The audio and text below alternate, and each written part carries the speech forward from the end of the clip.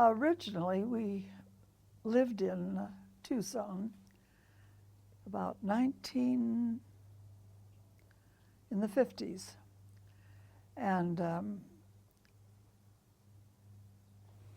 we would drive down to Mexico, Nogales, because we enjoyed the change in way of living, because they certainly lived differently than we did right down there in Nogales. Their meat markets, or their market, the meat was hanging up in the on lines, and all the flies and everything would be on them. But it was a different culture, and we enjoyed that. And we always go by tubac. So one time we went by, and it said artist colony. I had an opportunity to look around and see what tubac was going to be like at that time, and that was about 1958, somewhere around there. And there was nothing. There were just maybe a couple of buildings. I wouldn't even call them buildings, but just little houses. We moved here from New Jersey, and there was nothing to buy here as far as houses were concerned. You could buy a lot. And the lots at that time, you could get 3 lots for $5,000. The golf course at that time was trying to sell all of their property. So the property was 3 lots for $5,000. And the lots were chosen by a large container with numbers in it. And the people were bankers and doctors and lawyers and merchants of Tucson.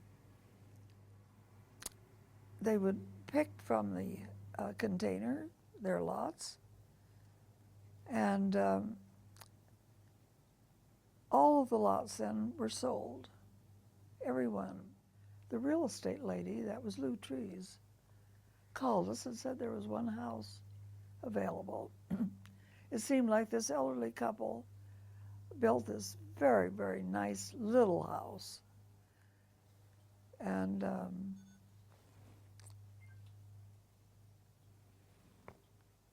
we bought it. I forget what we paid for it. We named our little house Minnie Whim because it was small, but it was very, very nice. I think at that time we only had about 7 or 8 friends, and that was all there were around here. Strangely enough, usually the golf group stayed together, the art group stayed together, and the ranchers stayed together. I was in between because I had my art and Albie had his golfers. There were maybe about 10 couples at that time, and we would party all the time. I'd never traveled by myself. I never bought a ticket by myself. So this was going to be a real experience. So I got on the train and went down to in Texas somewhere, where we got on the Mexican train, and the people of the workshop were on that. We met Don Kingman, and that was my first introduction to him. And he, I think, that was in the 60s, I think, that I went. And we got down to Pátzcuaro, and I had a wonderful time. I met all the artists, and I gradually continued with my art workshops. But Don Kingman and I got along beautifully together. I think I have a picture of him in here. This is a picture. He and I, when we go on these trips, he'd always say, Trudy, let's go out here to paint or go over there to paint. He was internationally known, and his work is in all the museums. His work is very, very individual. He couldn't speak English too well, so that we all enjoyed his little lectures that he gave, because the accents and his way of talking was a little different than the way we talked. But I knew him for about 30 years. Then I had Millard Sheets. And when I went to the Chenard School of Art after high school, Millard Sheets was just graduating. And he had his first show when he was about 19 or 20 right there in Los Angeles. And he became a Renaissance man in the United States. And internationally, he was known all over, as well as Don Kingman. Millard Sheets and I, too, became very friendly. They were wonderful instructors. And my whole idea at that time was to find out what art was all about. And I realized that every individual was so different from the other individual. The way he painted, they were all so different. And I got something from each one.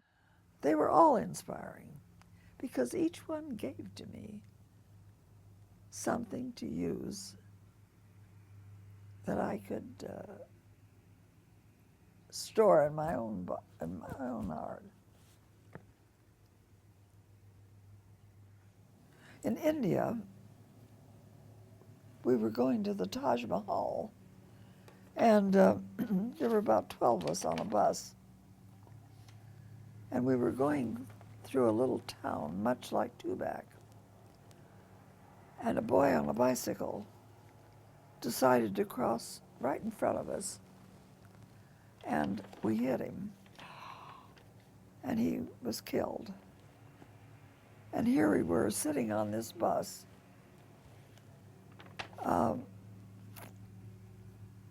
and all of a sudden the Hindus, the Sikhs, all the different clans of India started to come around our bus and started to throw rocks at us.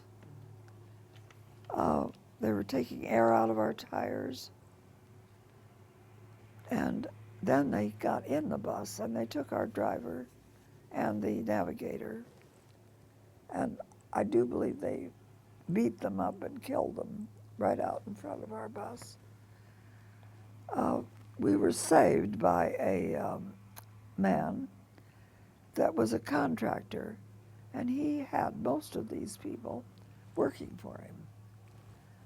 So he told them for us to get out of the bus and walk by file to a little building where there were no windows in it, and a little place to sit around this little wall where we sat. And we sat there for about 2 hours with maybe hundreds of these Hindus around us. And we would have been killed ourselves had this man not come and saved us. He told us to follow him. And when I walked, I put my hand up like this to show them that I was not afraid and so forth. We stayed there about 2 hours, and then finally he said to us, "Get ready. We're going to have 2 vans coming, and they're going to pick you up, and they will sit down on the floor, and sit down with your faces on the seat so that you won't be noticed. We got up on the highway and we flagged down a big bus and went to the Taj Mahal. And when we went home, we got on the train and went to New Delhi. So that was quite an experience. When I sat in the airports, I would sketch. And that's where you find a lot of my sketching.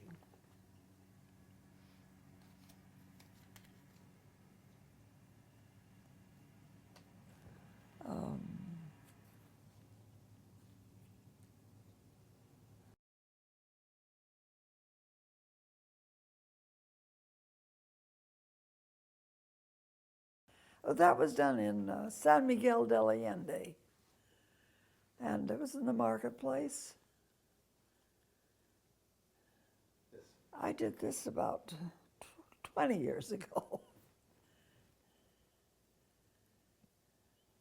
Excuse me, I'll just get across here.